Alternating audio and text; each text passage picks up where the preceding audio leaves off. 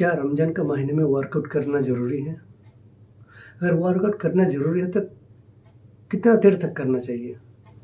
Workout करने का सबसे सही टाइम क्या है?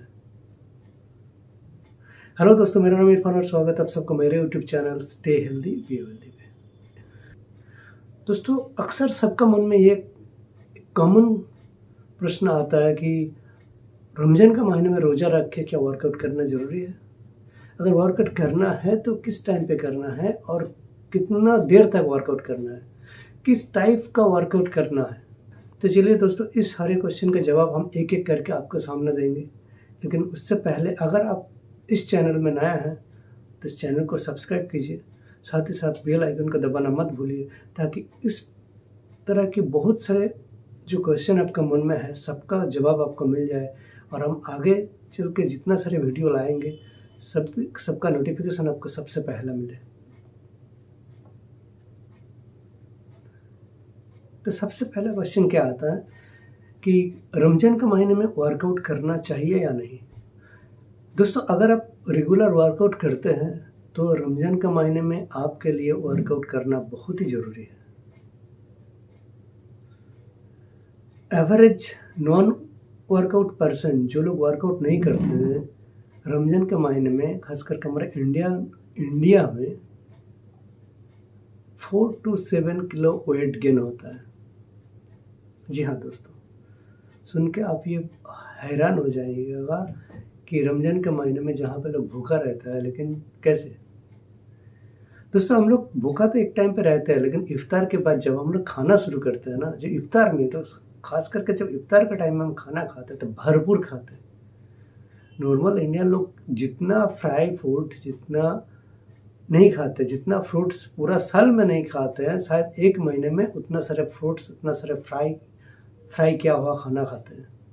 और इसकी वजह से उसका वेट गेन होता है, नॉट मसल गेन होता है। दोस्तों, वेट गेन और मसल गेन में एक डिफरेंस है। कभी दूसरे किसी वीडियो में हम उसके बारे में डिस्कस करेंगे। तो नॉर्मली हम जो कहने का मतलब ये है कि अगर आप रेगुलर वर्कआउट करते थे रमज़ान के पहले तो आपको वर्कआउट करना बहुत ही ज़रूरी है।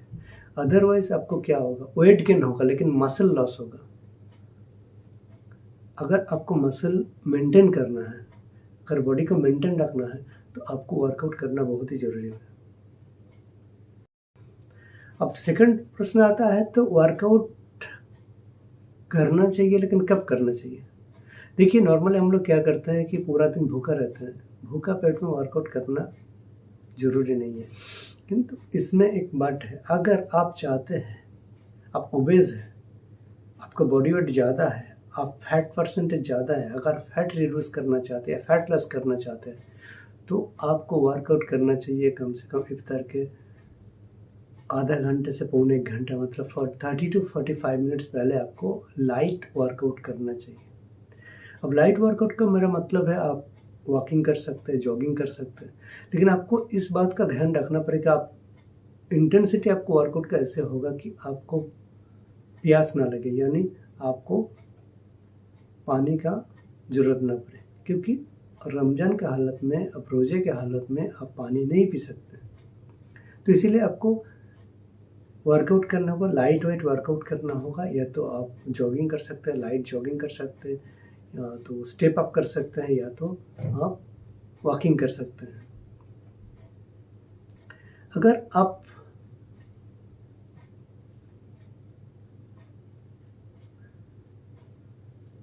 लेकिन अगर आप रेगुलर वर्कआउट करते हैं, अगर मसल मेंटेन, दोस्तों आपको एक बात का ध्यान रखना पड़ेगा, रमज़ान में आपको कभी भी मसल गेन नहीं होगा। दोस्तों, मसल गेन होने के लिए, मसल को गेन होने के लिए आपको सिर्फ प्रोटीन की नहीं, आपको उसके साथ साथ हाइड्रेशन की ज़रूरत होती है, यानी वाटर की भी ज़रूरत होता है। जो रमज़ान का महीने में आपका बॉडी डिहाइड्रेट रहता है, तो इसीलिए आपको मसल गेन होना इम्पॉसिबल है। आपको मसल मेंटेन करना चाहिए, यानी आपको ये ख्याल रखना होगा,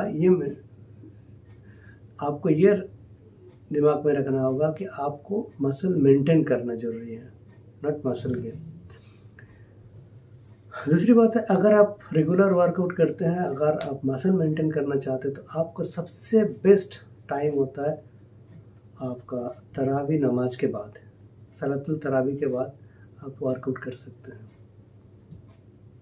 क्योंकि इफ्तार के बाद ज़्यादा टाइम नहीं रहता है, तरावी का नमाज का वक्त हो जाता है, और ज़्यादातर जो लोग रोज़ा रखते हैं वो तरावी का नमाज पढ़ने जाते हैं, तो इसीलिए आपको सबसे बेस्ट टाइम होता है तरावी के नमाज के बाद। अब आपको कितना टाइम तक एक्सरसाइज करना चाहिए? देखिए, आपको मैक्सिमम 30 to 45 मिनट्स वर्कआउट करना चाहिए, उससे ज़्यादा नहीं। जी हाँ दोस्तों, उससे ज़्यादा करने से आपको मसल लॉस होने का चांसेस है, उससे ज़्यादा करने से आपको फैटिग होने का चांसेस है, उससे ज़्यादा करने से अगले दिन भी आपको रोज़ा रखना है, तो उसमें आपको प्रॉब्लम हो सकता है। कितना इंटेंसिटी में वर्कआउट करना चाहिए?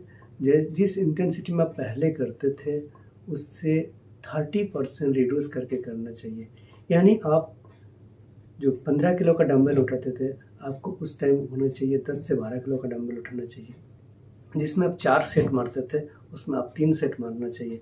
जिसमें आप 15 रिपीटेशन देते थे, उसमें आपको 12 रिपीटेशन देना चाहिए। यानी आपको वर्कआउट का इंटेंसिटी आपका कम होना चाहिए। तो दोस्तों, उम्मीद करता हूँ कि आपके मन में जितने सारे क्वेश्चन था उसका जवाब आपको मिल गया होगा। लेकिन फिर भी अगर और भी आपका मन में कोई क्वेश्चन है, तो आप कमेंट बॉक्स में नीचे ज़रूर डालिए, उसका जवाब हम देंगे। उसके बारे में अब नया कोई अगर वीडियो बनाना होता है तो हम बनाएंगे। अगर आपको लगे कि आपका ये वीडियो किसी रोज़ादार फ्रेंड के लिए हेल्पफुल होगा, तो उसके साथ ये वीडियो को शेयर कीजिए, और साथ ही साथ मेरे वीडियो को लाइक कीजिए, और इस वीडियो आपको कैसे लगा उसको भी कमेंट कीजिए। अगर आपको दूसरा किसी टॉपिक्स में वीडियो चाहिए, तो आप कमेंट बॉक्स में लिख के भेज सकते हैं, तो हम उसके बाद उसी के ऊपर बहुत सारे वीडियो आपको सामने लेके आएंगे। Thank you for watching.